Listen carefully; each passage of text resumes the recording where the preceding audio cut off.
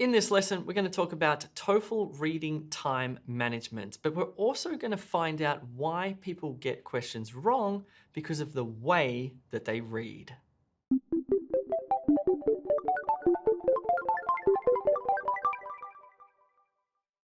This lesson will have 7 equally important parts.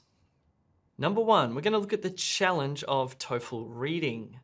Number 2, I'm going to give you a quick overview of TOEFL reading. Number 3, we're going to look at the 3 different reading types that you need to do on test day. Number 4, we'll find out why people fail TOEFL reading or run out of time. Number 5, we'll look at what makes a fast and accurate TOEFL reader. Number 6, we'll look at the ultimate TOEFL reading process. And number 7, we'll finish with some critical time management tips. Cool, now we know what we're going to look at and how important this is. Let's look at number 1, the TOEFL Reading Challenge. In your reading test, you will get 3 reading passages, 30 questions, and you'll have 54 minutes. So if you have 30 questions and 54 minutes, that means that you need to complete a question every 2 minutes. But that doesn't really tell us much about how many words per minute you need to read. According to ETS, each passage has around 700 words, and you get 3 passages. So that means you have about 54 minutes to read 2,100 words, plus another, say, 400 words in the questions. So that's 54 minutes to read 2,500 words. To read 2,500 words in 54 minutes means that you need to read at an average speed of 46 words per minute. For argument's sake, let's just say 50 words per minute. 50 words per minute is slow. This is not fast reading at all. In fact, let me put it into perspective for you. The average native English speaker reads at an average rate of 250 words per minute. By analogy, that's the equivalent of driving a car at 100 kilometers per hour. So if you only have to read at about 50 words per minute, well, that's the equivalent of driving at about 20 kilometers per hour. So what is the problem here? You have enough time to read everything. You could read all the passages and all the questions in about 12 minutes. So why is it that so many people have trouble with the accuracy and time management in TOEFL reading? There are a few critical things we need to iron out because it's not necessarily how fast you read. It's not just about speed or pace. It's actually more about how you read and what you do with your mind and your eyes on test day. Before I show you why people fail TOEFL reading, we need to look a little bit more deeply at the test. Number 2, a quick TOEFL reading overview. So you get 3 passages of about 700 words each, and each passage will have 10 questions. And the passage will be sort of semi-academic. It's not like reading a scientific journal article. It's more like reading a magazine article on an academic topic. There are 10 different question types you might see on test day. You get vocabulary questions, sentence simplification questions, reference questions, factual information questions, negative factual information questions, inference questions, rhetorical purpose questions, insert text questions, prose summary questions, and fill in a table questions. Now, if you need help with any of these different question types, which you probably do, then you should check out the methods video lessons on E2 Test Prep. You can click the link in the description below. These methods lessons will take you through each of the different question types, and then you can apply the methods to actual practice questions. Okay, now we know what we're looking at. Let's take a closer look at how we can improve our reading accuracy and our efficiency. And to do that, we need to talk about 3 reading types. So reading is not just reading. On test day, you need to actually use 3 different types of reading to maximize your scores. Number 1, speed reading. Number 2, search reading. Number 3, careful reading. Let's understand speed reading. So, first thing you should do on test day is a speed read through the first passage. You should read this at about 500 words per minute. That's the equivalent of driving at about 200 kilometers an hour.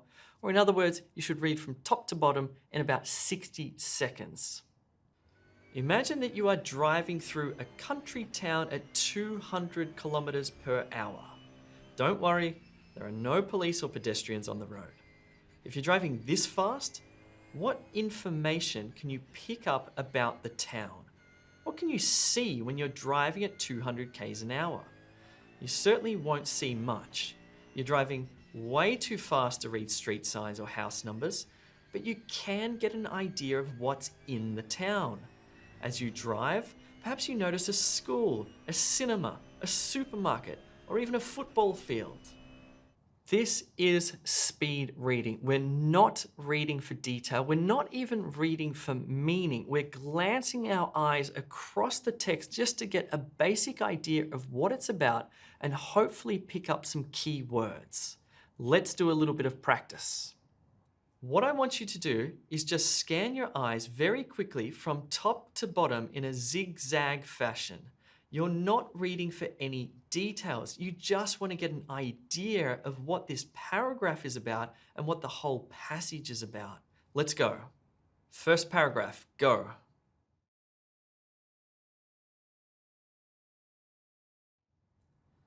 Second paragraph, go.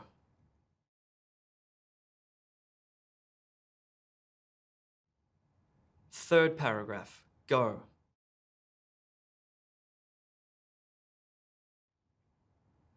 Fourth paragraph, go.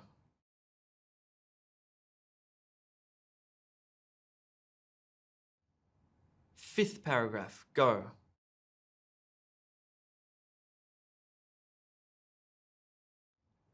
Sixth paragraph, go.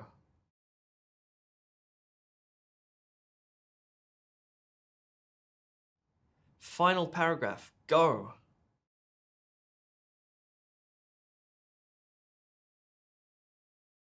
Cool, so this is speed reading. Again, you're not reading for meaning, you're not reading for detail in any way, you're scanning your eyes across the text in a zigzag type of fashion, really to pick out keywords and to possibly get an idea of what the paragraphs and the passage is about. Okay, now I need to talk to you about something important. The order of the questions follows the order of the passage. The good thing about TOEFL reading is that it's easy to follow. So the paragraphs in the passage are all numbered from 1, 2, 3, 4, etc. And the questions will actually tell you in which paragraph you need to read to find the answer. And the questions and the paragraphs follow the same order. So you should complete the reading test question by question, paragraph by paragraph. So you've sped read the passage at 200 kilometers per hour.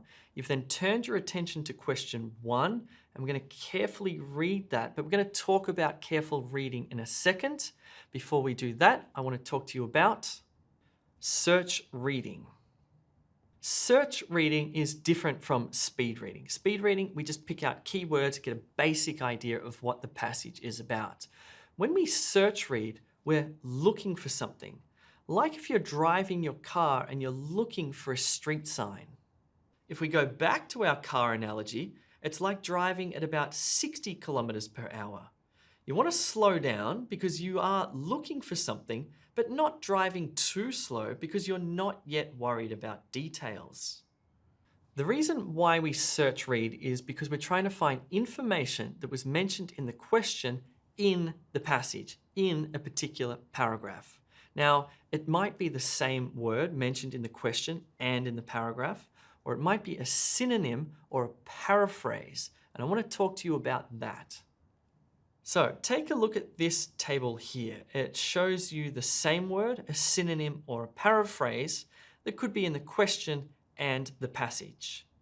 For example, we have the same word almond milk mentioned both in the question and the passage, or a synonym purchase and by, or a paraphrase, watch out for or be cautious of.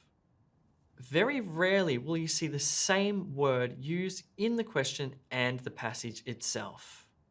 But sometimes it might happen.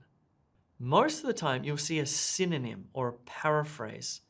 So, for example, you'll see the word purchase in the question, and maybe you'll see the word buy in the passage.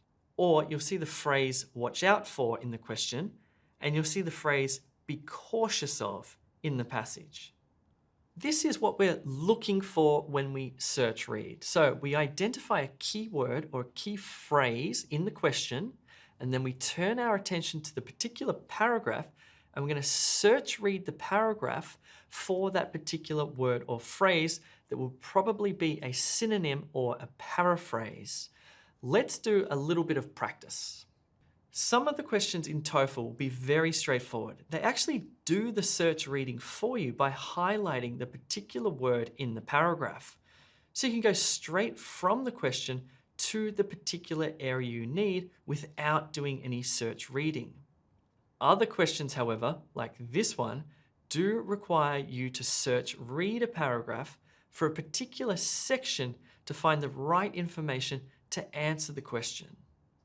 Okay, so we've talked about speed reading, we've talked about search reading. Now we're going to talk about the most important type of reading you'll do on test day, and that is careful reading. When you carefully read something, you read it word by word, phrase by phrase, sentence by sentence for a full and maximum understanding of what's being said. It's the equivalent of slowing right down in your car to about 20 kilometers per hour to find a house number. You really have to slow down and concentrate. You might even stop for a little bit. Is the house number on the letterbox or is it on the door? Wait, was that it? No, that was number 14 and I'm looking for number 4. Let me reverse my car and take a closer look. Let's do a little bit of practice on a single question, and what I want you to do is slow right down and do some careful reading. What I want you to do is go from the question prompt to the particular area of the paragraph, then to the answer options. I'm going to give you 60 seconds, but feel free to pause the video and carefully read as much as you need to. Okay, so read the question, then the particular part of the paragraph, and then carefully read all of the answer options. See if you can eliminate them. See if you can find the right answer. You have 60 seconds, go.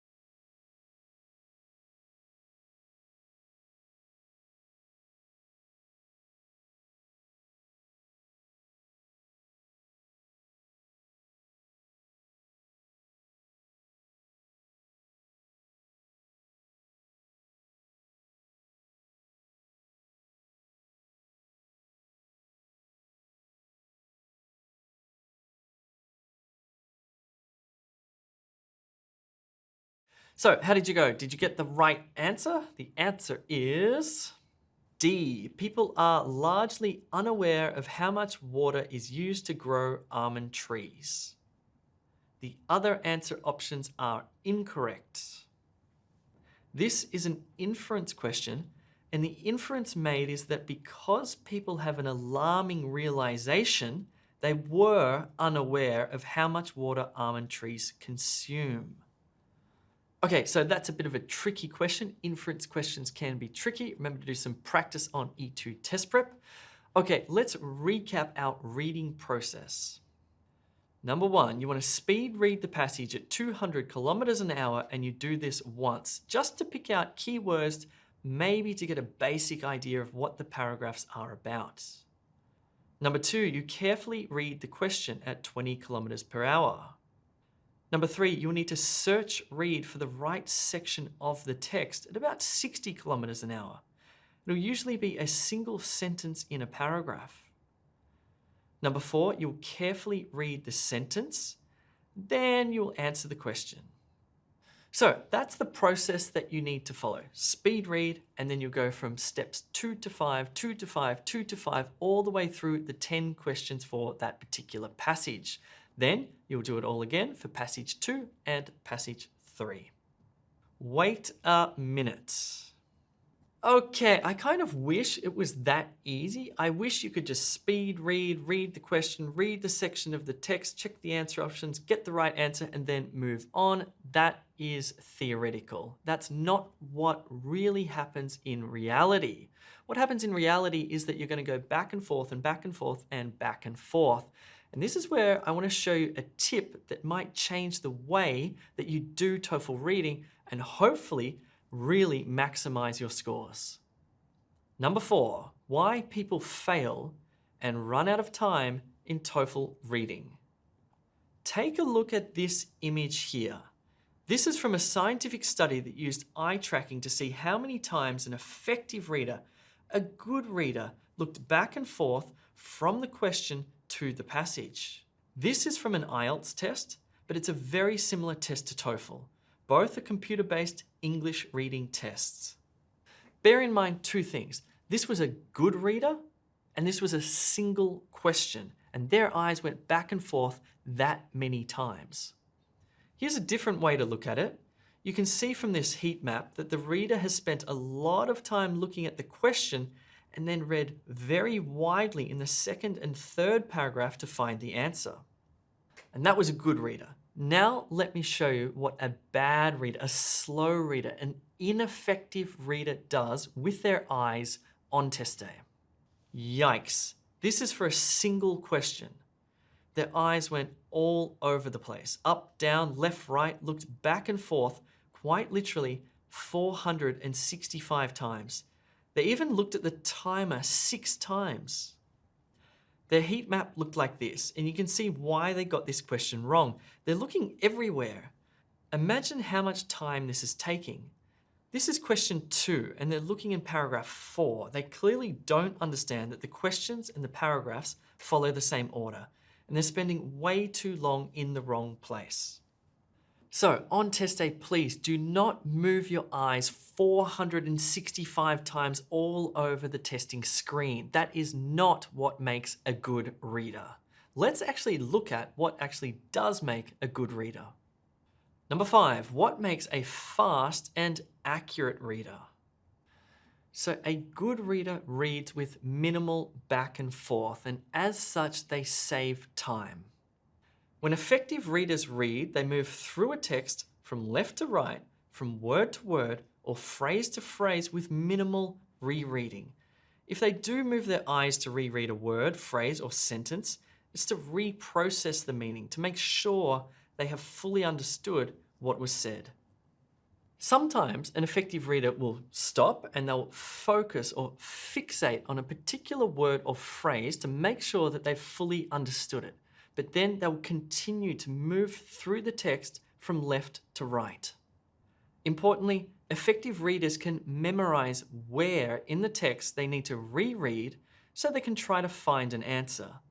They remember where things were mentioned in the text. So let's compare a good, fast, accurate reader with a slow, inaccurate reader. Good, fast readers continue from left to right, moving through the text, understanding the meaning. Slow, bad readers read up, down, left, right, all over the place. Good, fast readers don't often reread single words or phrases. Slow, bad readers do lots of rereading of single words or phrases or entire sentences or even paragraphs. Good, fast readers sometimes reread a section of text. Slow, bad readers do lots of rereading of whole sections. And most importantly, good, fast readers concentrate and focus on meaning. Slow, bad readers lose focus and do not concentrate on meaning. Let me now take you through a process. I'll walk you through a process so you can approach any passage and any question in TOEFL and do it accurately and efficiently. Number 6, the ultimate TOEFL reading process. Number 1, speed read the passage. Only do this once. Zigzag your eyes from top to bottom very quickly to get an idea of what the passage is about and pick up some key words as well. Number 2, read the question carefully. Make sure you understand it fully.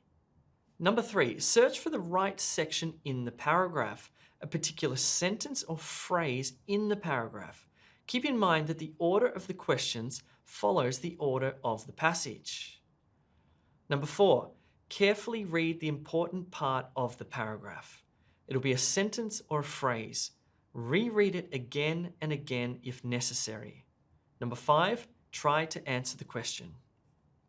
Now, more than likely, because of your memory, just like my memory, you need to go back and forth, but try to do this as little as possible and stay focused on the meaning. That is absolutely critical. Okay, before we wrap it up, I want to give you some last minute tips on time management. Number 7, critical time management tips. So, when you prepare for TOEFL reading and on test day, A, remember that you have enough time if you don't waste your time. B, don't move your eyes all over the place. Relax and let the meaning sink in. C, if you can't find an answer to a question, skip it and come back to it later or at the end. Don't waste time on answers you can't find or are unsure of.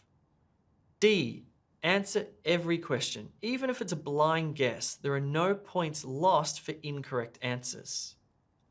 E, relax. I know it's hard, but relax and breathe. You have plenty of time. Cool. Hopefully you found that helpful, and hopefully you found the part about people moving their eyes 465 times around the screen helpful as well. Please don't do that on test day. That will result in a loss of time and probably an incorrect answer. Now that you know how to approach these questions, you should do some practice.